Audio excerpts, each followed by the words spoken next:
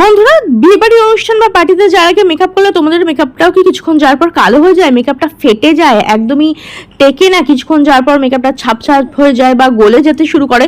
তো আজকের ভিডিওটা তোমার জন্য। হ্যাঁ, আজকে আমি তোমাদের সঙ্গে একটা Bengali wedding guest makeup look share করব, যেটা অনেকক্ষণ স্টে করবে, সহজে ঘাঁটবে বা গলে যাবে না, আর খুব অল্প স্টেপে তাড়াতাড়ি করে কিন্তু পার্লারের মতো তোমরা একটা মেকআপ বেস ক্রিয়েট করে নিতে পারো। তাহলে চলো বেশি দেরি না করে ফটাফট আজকের ভিডিওটা তোমাদের সঙ্গে শেয়ার করে দিই। তো এখানে সবার প্রথমে আমি ফেসটাকে ভালো করে ক্লিন করে নিচ্ছি।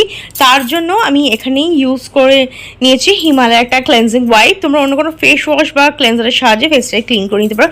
এরপরে আমি এখানে ইউজ করছি ভাইরাল ফ্লিকা professional silk touch milk moisturising cream.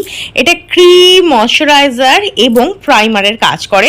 তো আলাদা আলাদা করে অনেকগুলো প্রোডাক্ট লাগাতে হবে না, একটা প্রোডাক্ট ইউজ করলেই কিন্তু এটা তোমাদের প্রাইমার, ক্রিম অ্যান্ড ময়শ্চারাইজারের কাজ করে দেবে। আর যদি তোমরা দিনের বেলা মেকআপ লুকটা ক্রিয়েট করো, তবে এই ময়শ্চারাইজারটা অ্যাপ্লাই করার আগে তোমরা কিন্তু একটা সানস্ক্রিন ব্যবহার করে নেবে। যেহেতু আমি রাতের দিকে মেকআপটা করছি, যেহেতু রাত্রে আমার একটা নিমন্ত্রণ বাড়ি যাওয়ার আছে, তো আমি কিন্তু এখানে কোনো সানস্ক্রিন ব্যবহার করছি না। তো দেখো, এটা ভালোভাবে স্কিনের মধ্যে আমি অ্যাপ্লাই করে নিচ্ছি। আর এটা দেখতে পাচ্ছ স্কিনের মধ্যে ভীষণ ভালো কিন্তু একটা গ্লো নিয়ে চলে আসে। তার পাশাপাশি স্কিনকে খুব ভালোভাবে ময়শ্চারাইজ করে, হাইড্রেট করে, একদম ডিপ ময়শ্চারাইজ করে স্কিনকে। আর এটা অ্যাবজর্ব হতে না একটু সময় লাগে, যেহেতু একটা থিক ঘন ক্রিম, এর জন্য অ্যাবজর্ব হতে কিন্তু একটু বেশি সময় লাগে। আর যাদের স্কিনটা প্রচণ্ড অয়েলি, তারা কিন্তু মেকআপ করার পরে ভালো করে প্রেপ করবে, কারণ এটা একটু অয়েলি লুক দেয়। ড্রাই টু নর্মাল স্কিনের জন্য আমি সাজেস্ট করবো। এরপরে দেখো, আমি এখানে ইউজ করছি ইনসাইটের একটা কনসিলার। এটা হচ্ছে সুইস বিউটির কনসিলার। যেহেতু ইনসাইটের এই কনসিলারটা আমি অনেকবার ইউজ করেছি, তার জন্য বারবার ওটারই নাম মনে পড়ে যায়। তো এটা হচ্ছে সুইস বিউটির কনসিলার। এটা নিউ লঞ্চিং প্রোডাক্ট। ইনসাইটের যেরকম কনসিলার পাওয়া যায় না, ঠিক সেই টাইপেরই কিন্তু সুইস বিউটি একটা লঞ্চ করেছে। তো আমি এখানে অরেঞ্জ কালার কারেক্টারটা নিয়েছি আমার ডার্ক সার্কেল এবং ডার্ক স্পটগুলোকে হাইড করার জন্য। আঙুলের সাহায্যে দেখো এটাকে অ্যাপ্লাই করার পরে হালকা হাতে আমি আঙুলের সাহায্যে প্রথমে না এটাকে একটু জাস্ট ড্যাবিং মোশনে একটু ব্লেন্ড করে নিচ্ছি, হালকা একটু ব্লেন্ড করে নিচ্ছি। তারপরে এটাকে ভালোভাবে ব্লেন্ড করার জন্য আমি একটা ভিজে বিউটি ব্লেন্ডারের সাহায্যে একদম সেট করে নিচ্ছি। তোমরা কিন্তু চাইলে কোনো মেকআপ ব্রাশের সাহায্যেও কনসিলারটাকে সেট করতে পারো। তো দেখো, এটাকে ভালো করে অ্যাপ্লাই করে নিয়েছি, যে ডার্ক স্পট বা চোখের তলার যে কালো ভাবটা ছিল না, সেটা কিন্তু হাইড হয়ে গেছে। এরপর আমি ইউজ করছি ফাউন্ডেশন বা মেকআপ বেস। আমি এখানে ইউজ করেছি মেবেলিনের লিকুইড ফাউন্ডেশন। আর এটা কিন্তু এটাই ইউজ করতে হবে এরম না, তোমরা তোমাদের পছন্দ অনুসারে ফাউন্ডেশন নিতে পারো, যার কাছে যে ব্র্যান্ড আছে। আমি এটা ইউজ করছি। এটা না একটা ডিউই ফিনিশ দিতে সাহায্য করে। আর আমার স্কিনে রিসেন্টলি না এটা ভীষণ ভালো যাচ্ছে, যে ওয়েদারটা চলছে না, সেক্ষেত্রে এটা এক্সেসিভ ড্রাইও করে দেয় না স্কিনকে, আর খুব ম্যাটও না, ঠিক আছে। তো সেই ক্ষেত্রে যারা মিডিয়াম কনসিস্টেন্সি চাও, তারা কিন্তু এটা দিতে অ্যাপ্লাই করতে পারো। আর কভারেজটাও কিন্তু ভালোই দেয়। তো একটা দেখো, আমি মেকআপ ব্রাশের সাহায্যে এটাকে অ্যাপ্লাই করেছি। তোমরা চাইলে ভিজে বিউটি ব্লেন্ডারের সাহায্যেও ইউজ করতে পারো। আমি এর আগে অনেকবার শিখিয়েছি কিভাবে ভিজে বিউটি ব্লেন্ডারকে রেডি করবে অ্যান্ড সেটাতেই দিয়ে মেকআপ করবে। অনেকে কমেন্ট করে বলেছে যে দিদি মেকআপ ব্রাশের সাহায্যে আমাদের শিখিয়ে দাও কিভাবে ব্লেন্ড করব। তো আমি এখানে কিন্তু আজকে মেকআপ ব্রাশের সাহায্যে ভালো করে এটাকে ব্লেন্ড করে নিলাম। এরপরে দেখো, মেকআপটাকে সেট করার জন্য আমি এখানে ইউজ করছি লুজ পাউডার।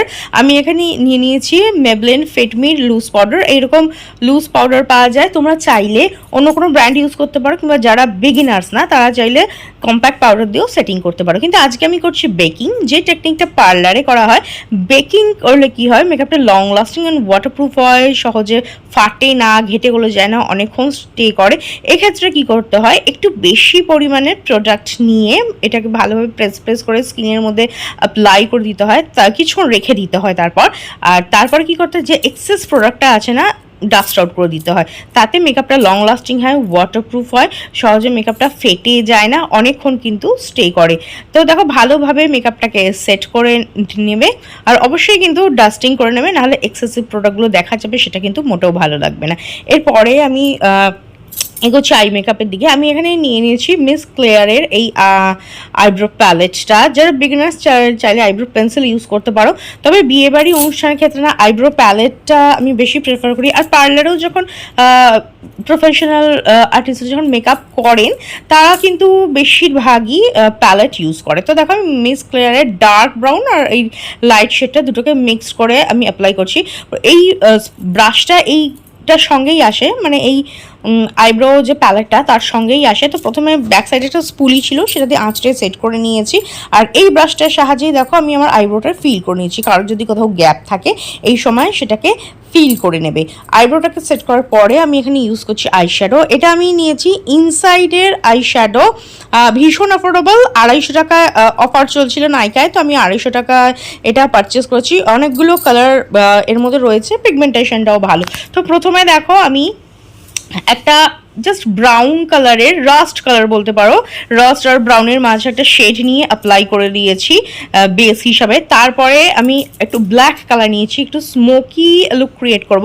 আঙুলের সাহায্যে জাস্ট আউটার কর্নারের দিকে এইভাবে অ্যাপ্লাই করবে, সামনের দিকে নিয়ে যাবে না, দিয়ে আউটার কর্নার থেকে একটু সামনের দিকে ভালোভাবে এটাকে ব্লেন্ড করে দেবে যাতে একটা ডেপথ আসে। এরপর দেখো এইখানেই একটা গোল্ডেন হাইলাইটিং শেড আছে, সেটা আমি আঙুলের সাহায্যে প্রেস করে আইলিডের উপর অ্যাপ্লাই করে নিচ্ছি। তো যারা বিগিনার্স না, জাস্ট এই 3টে স্টেপ কে ফলো করে না তোমরা জাস্ট প্রফেশনালের মতো, পার্লারের মতো কিন্তু আই মেকআপ ক্রিয়েট করে নিতে পারবে খুব সহজে।